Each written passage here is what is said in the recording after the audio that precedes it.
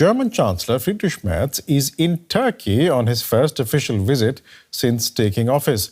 One of his first stops was to the Atatürk mausoleum in the capital Ankara, where the Chancellor laid a wreath in honor of modern Turkey's founder, Kemal Atatürk. Later, Merz is due to meet with Turkish President Recep Tayyip Erdogan for talks expected to focus on the war in Ukraine, migration and peace efforts in the Middle East. The two countries have an important bilateral relationship, and Germany has millions of citizens with Turkish heritage.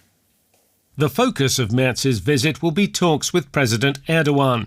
It's a foreign policy relationship with a special importance for Germany. Turkey is a NATO ally, which looks across the Black Sea to its north towards both Ukraine and Russia, and could help end the war in Ukraine, something Germany's desperate to see. Turkey has supplied drones to Ukraine, but is also a big buyer of Russian energy. The 71-year-old Erdogan is one of few leaders who can talk to Volodymyr Zelensky, but also has cordial relations with Vladimir Putin. Ankara has already been pivotal in helping bring about the ceasefire in Gaza, leaning on Hamas, some of whose personnel have been based in Turkey.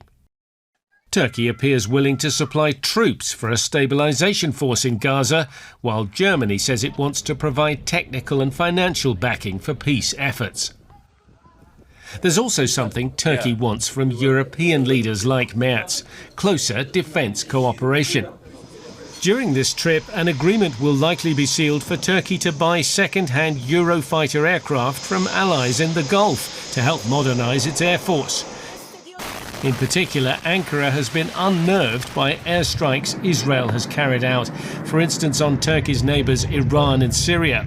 This week, Erdogan signed a deal with the UK to buy 20 planes, and he has recently been in Qatar and Oman, finalising the purchase of used aircraft, a deal which is being supported by Germany.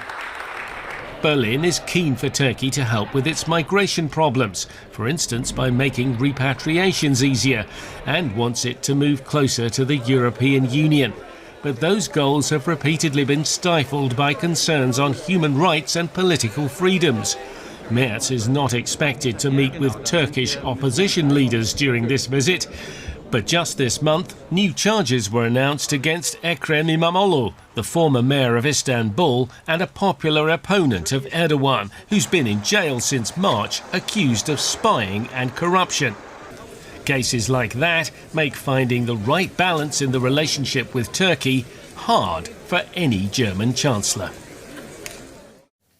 And following Merz's trip to Turkey is DW correspondent Julia Hahn, who's standing by at the presidential palace in Ankara, where Merz is due to meet Erdogan shortly. Julia, there's lots on the table to discuss. What kind of talks are these expected to be? Well, first of all, Germany and Turkey share strong social and economic ties within the European Union. Germany is Turkey's most important trading partner. There is a large Turkish community living in Germany, and both are allies within NATO. So these two countries already share strong bonds. Nevertheless, this is a delicate visit for the German Chancellor because the relationship has long been fraught with tensions over human rights and democratic backsliding here in Turkey under President Erdogan. In fact, human rights organizations have pressed the German Chancellor ahead of his visit not to turn a blind eye to the ongoing legal crackdown on the opposition, the jailing of opposition politicians, most prominently Istanbul Mayor Ekrem İmamoğlu, and other human rights violations. So one of the big questions today is, will Friedrich Merz openly address these thorny issues with President Erdogan, or will he avoid to do so because he is more interested in a good working relationship with an important strategic partner? Now, he will be welcomed here shortly at the presidential complex with military honors. Then he will have about 2 hours of talks with the president, and we will hear from them afterwards during a joint press conference. And the last item on Merz's agenda will be a dinner hosted by President Erdogan and his wife Emine, which will also be attended by Friedrich Merz's wife. He brought his wife on this visit to Turkey. It's quite a tightrope walk, isn't it, for the German Chancellor? I mean, there's concerns around human rights violations, crackdown on the opposition, and there's also these social and economic ties. How does a German Chancellor, or in this case Friedrich Merz, navigate that? Well, let me read something he just posted on social media.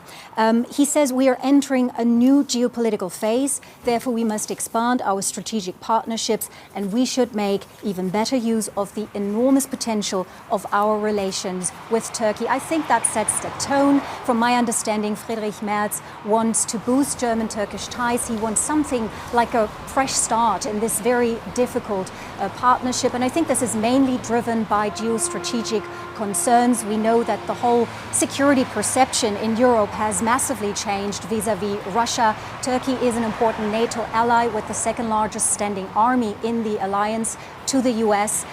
They are also increasingly seen as a country with which defense cooperation can be increased. Germany certainly wants that. And then they're also an important player in many regional crises, be it the Middle East, be it when it comes to the future of Syria, for example. So I think what we are going to see under Chancellor Merz is an even stronger focus on a pragmatic, interest-driven relationship with Turkey, where human rights concerns, democracy issues are maybe talked about and mentioned and brought up behind closed doors, but not very much out in the open in front of journalists and the public.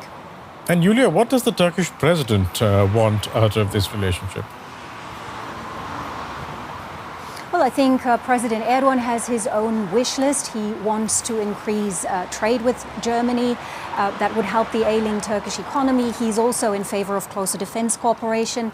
Turkey wants to participate in the EU's arms program SAFE. This is this 150 billion euro loan scheme aimed at boosting defense spending among member states, and it's also open to third countries like Turkey. There is opposition to this by Greece and Cyprus, but I think Erdogan wants the German Chancellor's help on this matter, and he will most certainly also bring up his country's relationship with the European Union. Membership talks have been suspended a few years ago over democracy concerns, but Erdogan wants to see some sort of progress, even on issues like visa liberalizations or an update to the customs union. What will he get in the end? This is, of course, another question. I think this is not a visit for agreements today. I think this is about setting the tone for German-Turkish relations in the next couple of years. DW correspondent Julia Hahn in Ankara. Thanks so much.